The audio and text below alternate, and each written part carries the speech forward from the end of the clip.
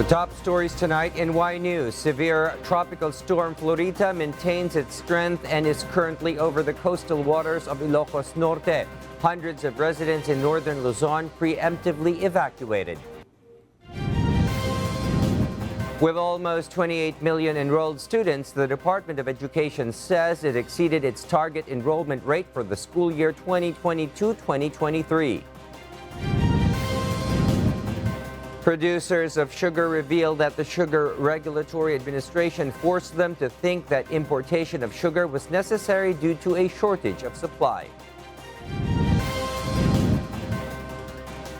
And as the government continues to confirm the source of the infection in the country's fourth case of monkeypox, the Department of Health has yet to determine if there has already been a local transmission of monkeypox in the Philippines.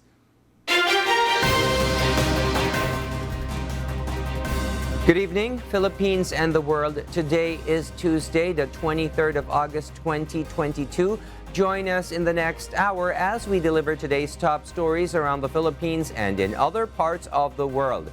I am William Theo. We are also seen in 1,935 satellite monitoring centers nationwide and via live streaming worldwide through the UNTV News and Rescue social media accounts.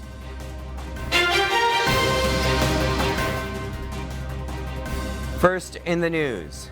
Still recovering from the 7.0 magnitude earthquake, hundreds of residents in North Luzon evacuated anew due to flooding and landslides caused by severe Tropical Storm Florita.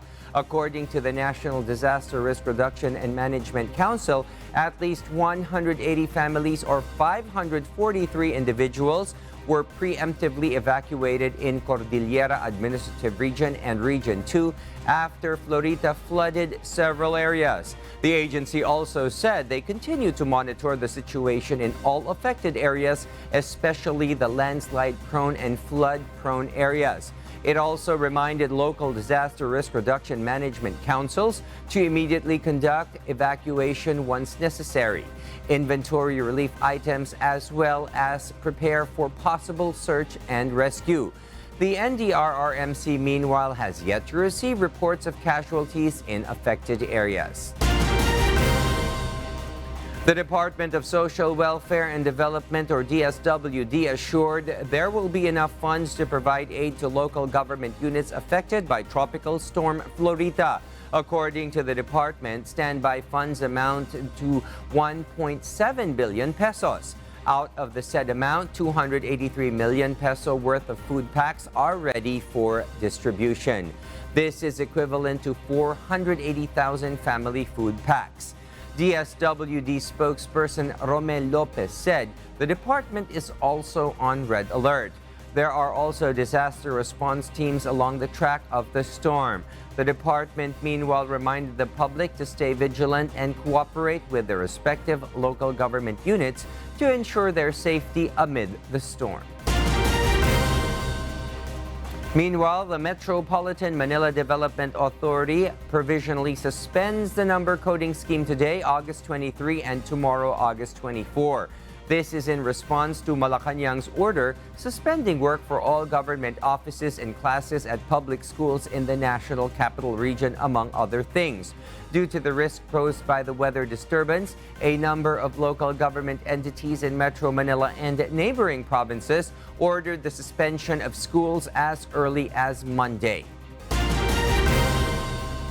The Supreme Court and all courts in the National Capital Region, Laguna, Cavite, Rizal, Bulacan, Zambales, and Bataan remain closed on Wednesday, August 24, due to the assault of severe Tropical Storm Florita. Work at the appellate courts in the NCR, including the Court of Appeals, Sandigan Bayan, and Court of Tax Appeals, has been suspended in addition to the SC in Manila. The work suspension, according to Chief Justice Alexander Hesmundo, will prevent any untoward incidents and guarantee the safety of the justices, officials, and the staff. The Department of Education surpasses its 2022-2023 school year enrollment target, which is now reached to more than 28.7 million engaged learners, but DepEd still extends enrollment period. Janice Inhente will tell us why. As the new school year began on Monday, several schools around the nation implemented full in-person learning. The Department of Education's target enrollment rate of 28.6 million students for the school year 2022 to 2023 was surpassed as the number of enrolled students increased to 28.7 million. With 3.9 million registrants, Region 4A still had the highest enrollment turnout of any region in the nation.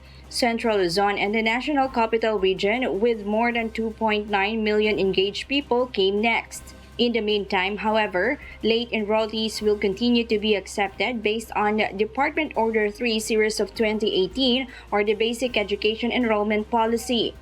We will allow late enrollees as per Department Order number 3 Series of 2018 as long as they will be able to enroll and meet yung 80% of school days as prescribed by this year's schedule. Even though the target enrollment rate has been reached and classes have already begun, there are still students trying to enroll. Naaabot naman namin yung target natin ngayon na 4,000, halos nasa 4,000 na estudyante na rin. Meron pa rin tayong mga ilan na ina-accommodate pa ng mga estudyante at binibigyan natin sila ng chance para na makapag-enroll pa. Na-hit na po yung target dito sa school at patuloy pa po ang pagpunta ng mga magulang at mag-aaral para sa enrollment at pagpasok nila sa paaralan. Positive po kami na marami pa. Tunay na yung ano po ngayon face-to-face, even in a limited status, 2 days in, 3 days out, ay mas ina-avail ng mga magulang at mas nais nila.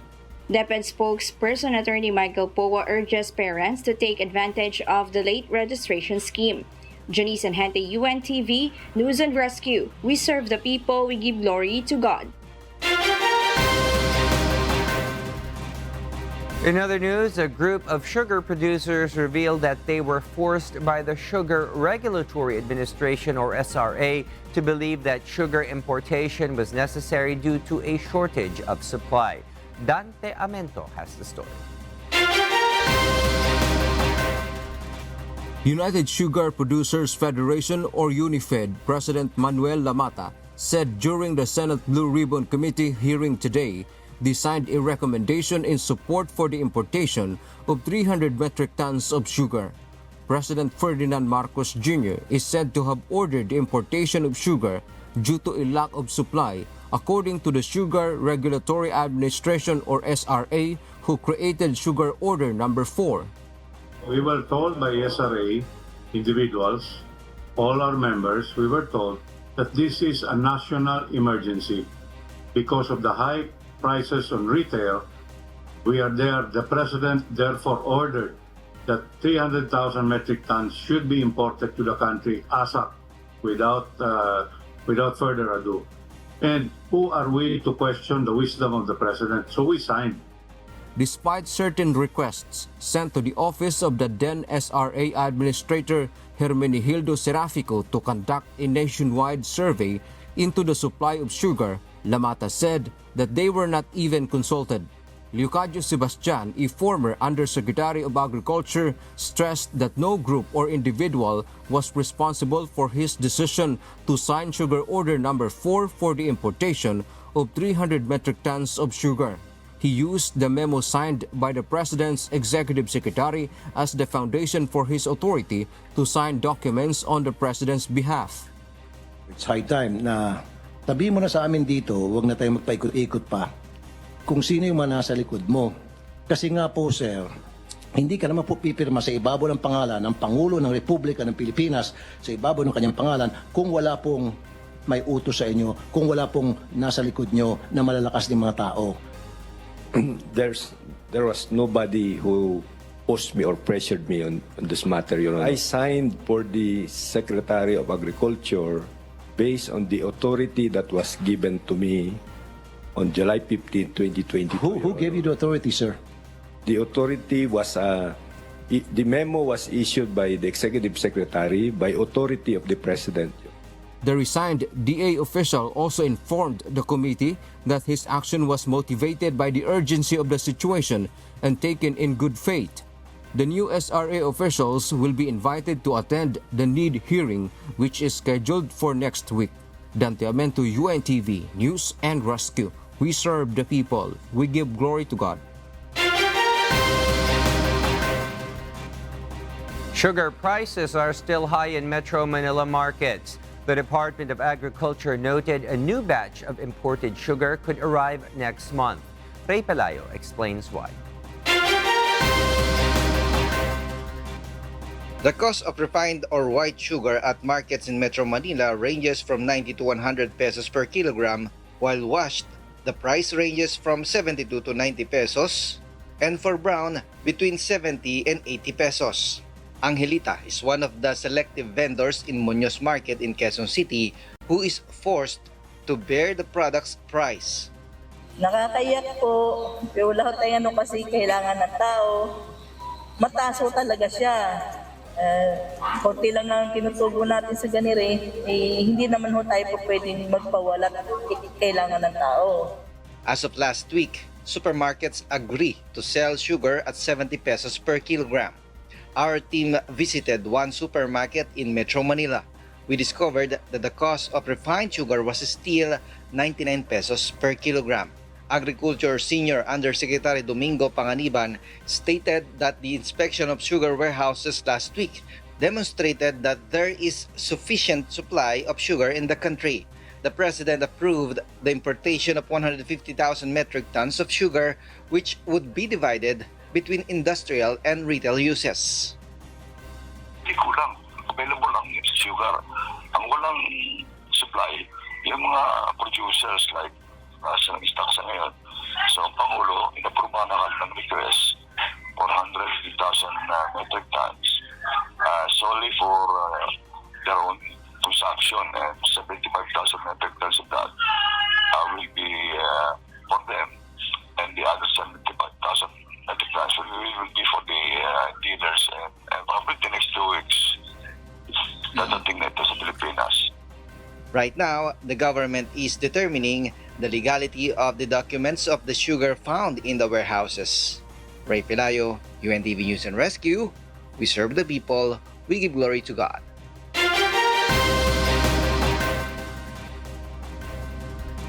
Dr. Anthony Fauci, dubbed as the face of the United States COVID-19 response, has announced he is stepping down from his government post in December. Beverly Saison will tell us why. Dr. Anthony Fauci's actions in the fight against the pandemic in the United States of America received much acclaim from many public health experts. However, at the same time, he was criticized by former President Donald Trump and various conservatives. He is the head of the National Institute of Allergy and Infectious Diseases, or NIAID. Having served under 7 U.S. presidents since the 1980s, Dr. Fauci's focus was on new and re-emerging infectious disease threats, including HIV and AIDS, Ebola, Zika, monkeypox, and recently, COVID-19. Aside from his post as the top U.S. infectious disease official, Dr. Fauci is also stepping down as chief of the NIAID Laboratory of Immunoregulation. However, according to Fauci, while he is moving on from current positions, he is not retiring. In a statement, he plans to pursue the next phase of his career while he still has so much energy and passion. Meanwhile, President Joe Biden said in a statement, "The entire world will continue to benefit from Dr. Fauci's expertise in whatever he does next, and that the United States of America is stronger, more resilient, and healthier because of him." Beverly Saison, UNTV, News and Rescue. We serve the people. We give glory to God.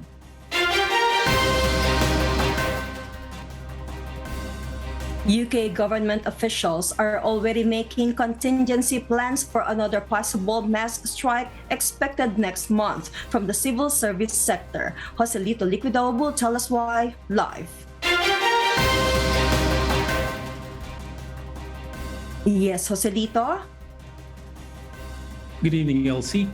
Different unions in the UK are planning to mass strikes that are threatening to bring crucial government services to a halt unless the government give in to their demands, beginning with a 10% wage increase. The move is a counterattack to Boris Johnson's order to cut 91,000 government jobs to save the country up to 3.5 billion euros a year to tackle the rise of cost of livings for Britons.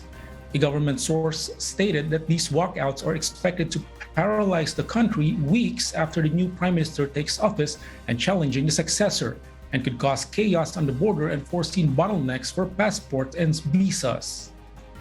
Contingency plans are already being formulated by the officials in the Home Office in case mass walkouts from government offices and to minimize potential disruptions, according to a cabinet spokesman.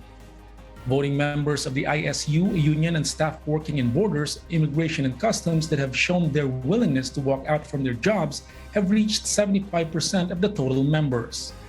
Meanwhile, around 190,000 civil servants from the public and commercial unions have already given indications that they are in favor of the industrial action.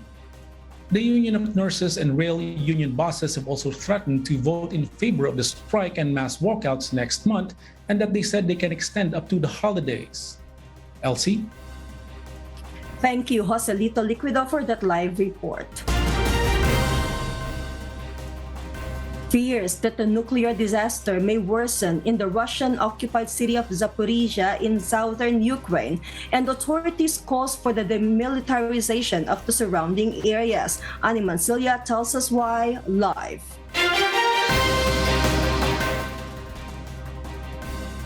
Annie?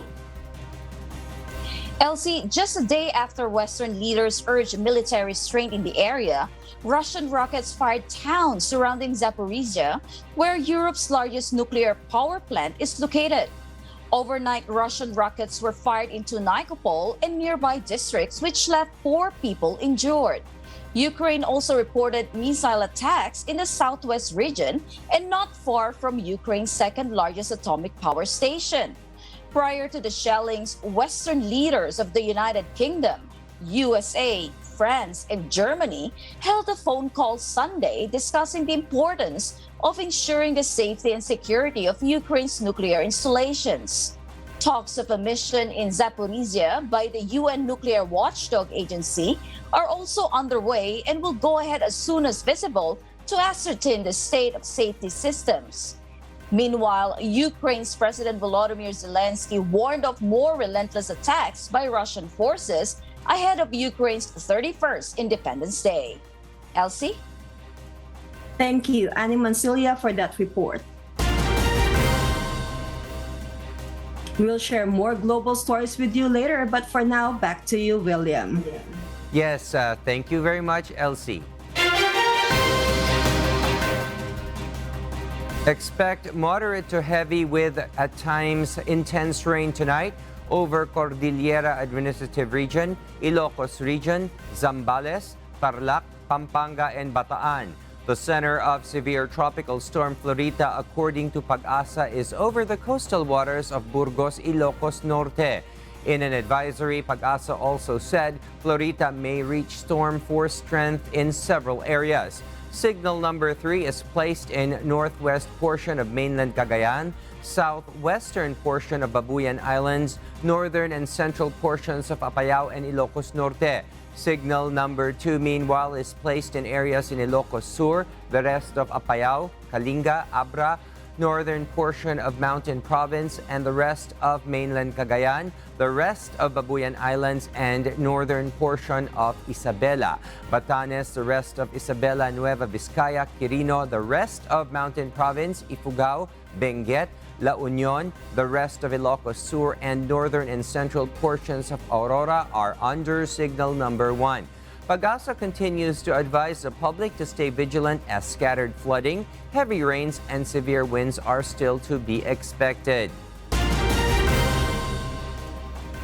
Meanwhile, the water level in Marikina River reaches the first alarm amid heavy rains brought by severe Tropical Storm Florita. Alarm level 1 was raised after the water reached 15 meters above sea level at about almost 5 p.m. today. This prompts concerned residents to prepare for possible evacuation. When the water reaches 60 meters above sea level, alarm level 2 is raised, which means affected residents should evacuate away from the river banks.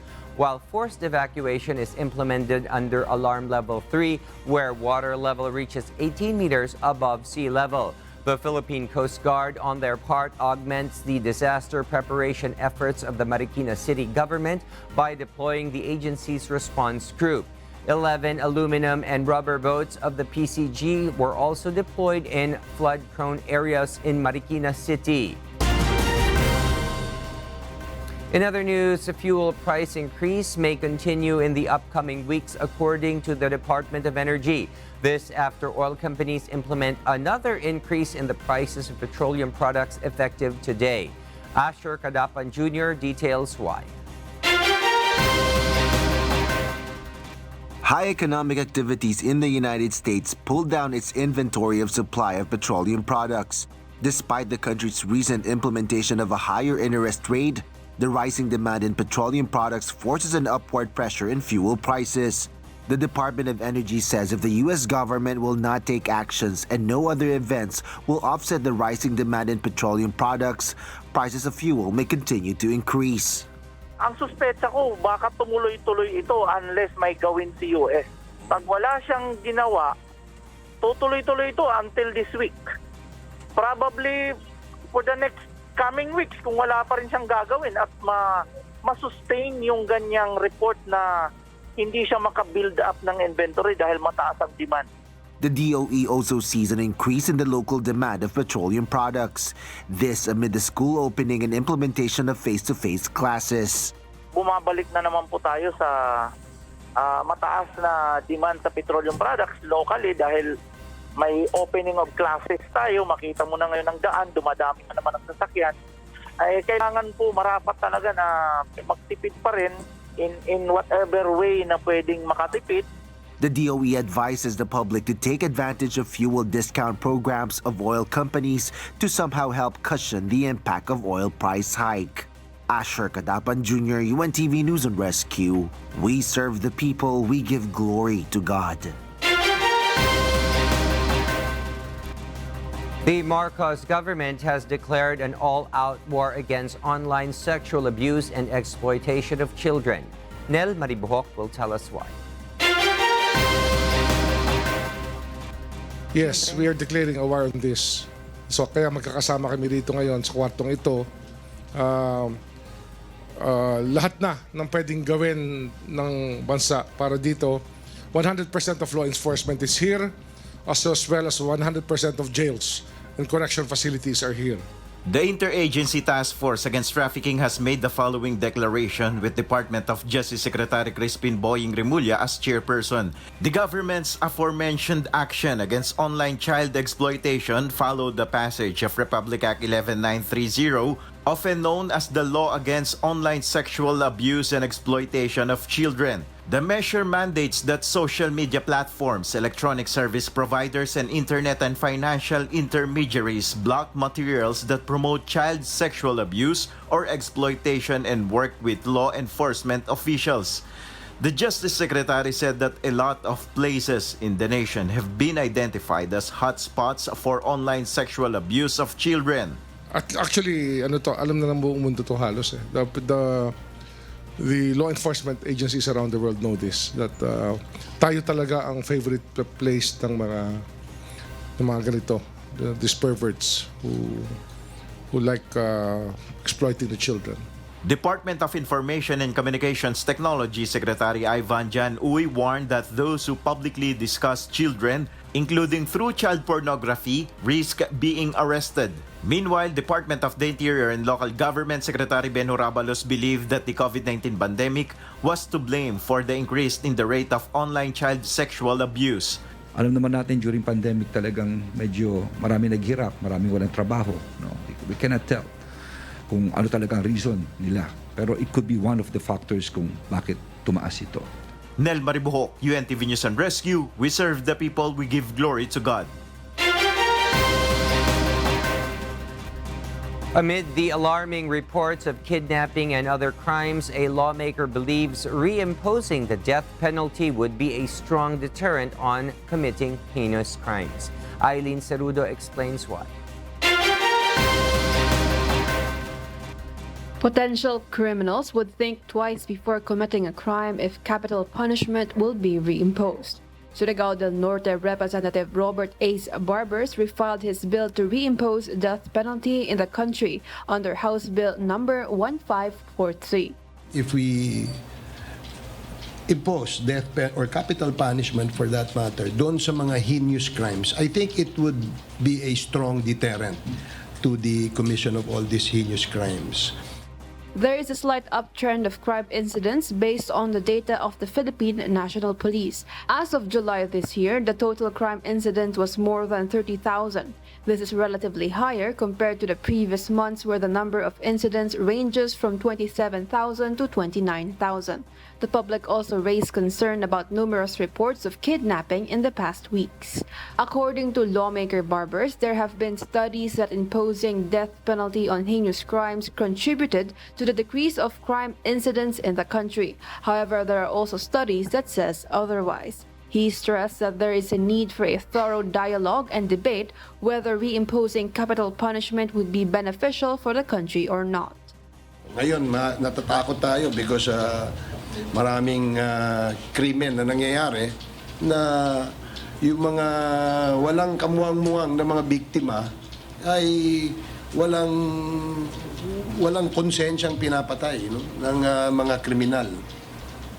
And parang wala silang takot eh. And that's the reason why maybe the reimposition of death penalty would be one of the best deterrent to these crimes.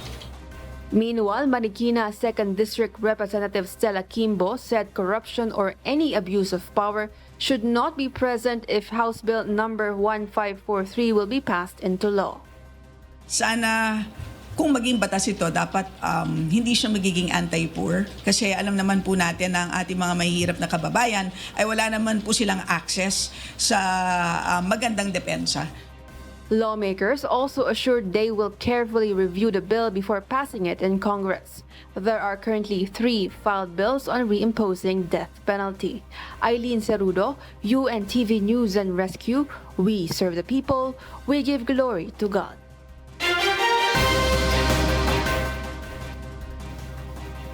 Regions in southern China are nearing almost 2 weeks of consecutive red alert levels, and effects on power and agriculture are starting to emerge. Ryuji Sasaki will give us the details live. Yes, Ryuji? LC, China records its 11th consecutive day on red alert heat level as several regions across the country continues to face extreme heat conditions. According to the National Meteorological Center, around 62 weather stations reach record-breaking temperatures, with Chongqing region reaching 45 degrees Celsius over the weekend. Furthermore, the country also raised its drought alert to orange, the second highest level. The Sichuan hydropower station have extended the region's limit on power usage to industrial consumers, as power generation is only half the normal level due to the water decrease. To conserve power, commercial venues have announced that their opening hours would be shortened. Multiple companies have also suspended operations due to power shortages, while others are only partially operating. On the bright side, China's weather could take a turn as a cold front moves into central China starting Wednesday.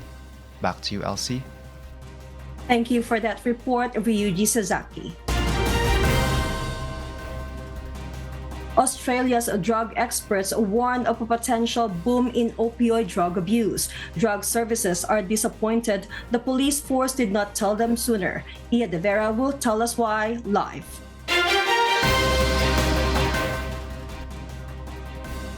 Yeah?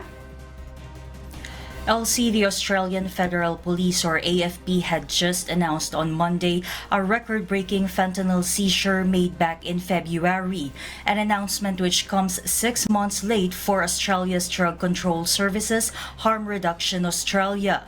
CEO Sione Crawford of Harm Reduction Australia expressed his concern on receiving the late notice and the delays in intervention the organization will address. Anthony Hall, AFP's acting commander of investigations, confirmed that over 11 kilograms of pure powdered fentanyl plus 30 more of methamphetamine were busted in an attempted container importation from Canada to Melbourne. Hall claimed that the seizure stopped millions of fentanyl doses reaching the wrong hands.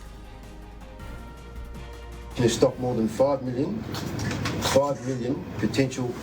potentially lethal doses of this drug hitting our streets. Although illicit fentanyl use in Australia remains relatively low and stable, with most doses reserved for medical purposes, the recent bust of the illegal importation likely signals an increase in its demand in the country.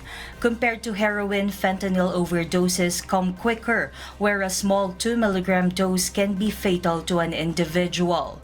Professor Suzanne Nielsen of the Monash Addiction Research Center compares the situation to North America, where fentanyl dominated the market in just a matter of months, and is not far from it happening to Australia.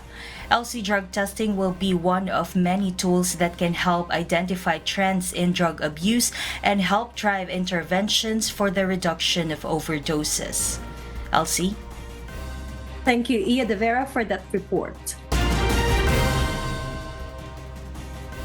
The largest space telescope in the world, the James Webb Space Telescope, is showing Jupiter like never before. Scientists and astronomers stated that they did not anticipate it to be a good thing that they can see details of Jupiter. The photos they took in July were released on Monday. One wide-field picture is particularly dramatic, showing the faint rings around the planet, as well as 2 tiny moons against a glittering background of galaxies. The infrared images were artificially colored in blue, white, green, yellow, and orange, according to the U.S.-French research team, to make the feature stand out. The James Webb Telescope was launched by NASA and the European Space Agency at the end of the previous year and has since been exploring the universe in the infrared. And those are the reasons behind the news in other parts of the globe. I am Elsie Marcos, live from Auckland, New Zealand. Good evening. The number of severe and critical COVID-19 patients in the nation has increased over the previous weeks, according to the Department of Health. At least 800 really ill patients are present in the nation, according to the health officer in charge, Maria Rosario Vergere. The department did, however, point out that it was still below the 10% threshold. 60% of the patients are either unvaccinated or partially vaccinated. The health department urges the public to participate in the Pinas Lakas program, which aims to increase vaccination rates throughout the nation.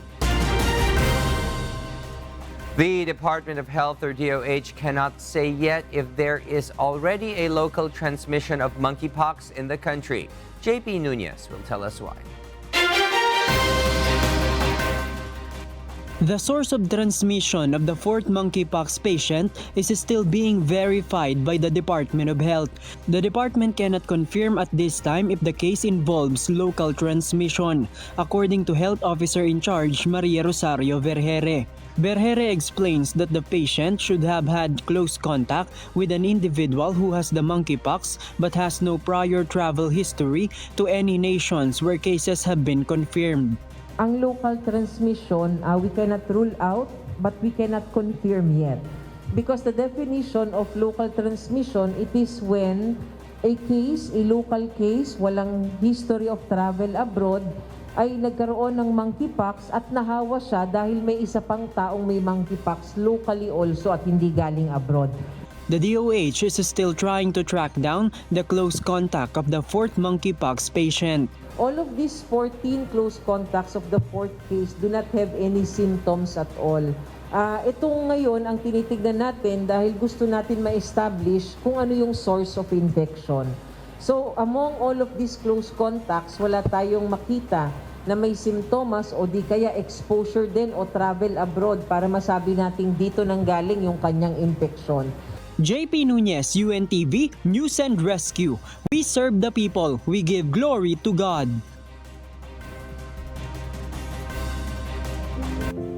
Our kasangbahay, as the world faces these trying times amid the pandemic caused by coronavirus, we are inviting everyone to join the Global Prayer for Humanity from Monday to Friday, 9:30 p.m. Philippine time through the social media accounts of Members Church of God International.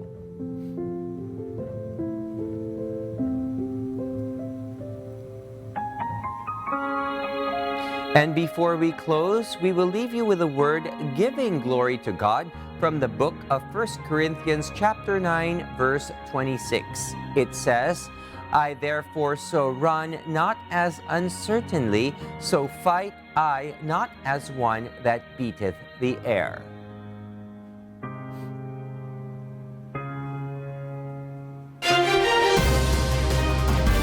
And those are the reasons behind the news August 23, 2022. Reasons we deliver to you as they unfold. I am William Theo. Because we need to know, we will always ask why. We serve the people, we give glory to God.